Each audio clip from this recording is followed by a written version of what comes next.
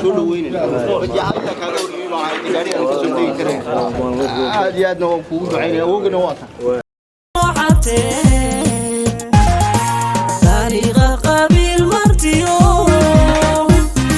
bulshay kala qaybintii wixii nolosheen qarribay qalooci laga baxyo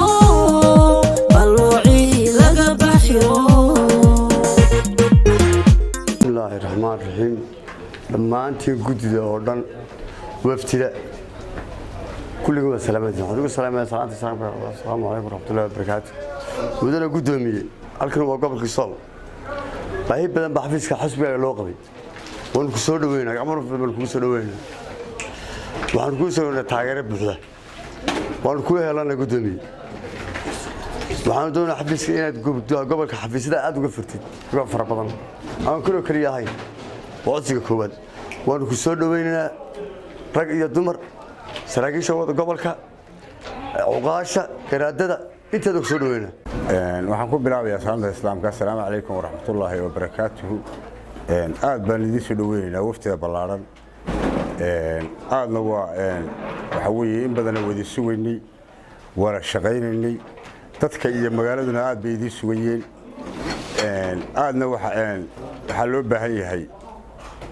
in xafiisyada hadda xafiiskan baa furan in la ballaariyo xafiisyada magaalada oo ilaa 5 xafiis ilaa 6 xafiis kale laga furo waxa weeye guddoomiye muddadii waanu shaqaynaynay intiina aad baan u shaqaynaynay waxa weeye soo dhawow ku soo dhawow magaaladaadii ku soo dhawow dadkaagii ku soo dhawow bulshadaadii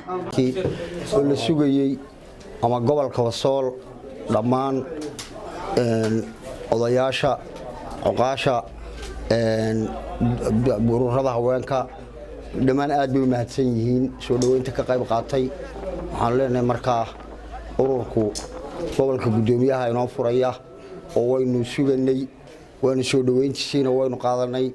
waxa weeye maantana waxaanu furanaa xafiisyadii sidii gobolada kale looga soo furay ayuun baynu ka nooga hirgelinaynaa salaamu calaa sayyidil anbiyaa wal mursaliin aad iyo aad baa mahadsantiin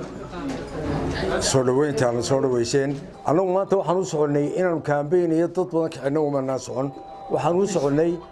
waqtigii loo qabtay ururadu inay is-register gareeyaan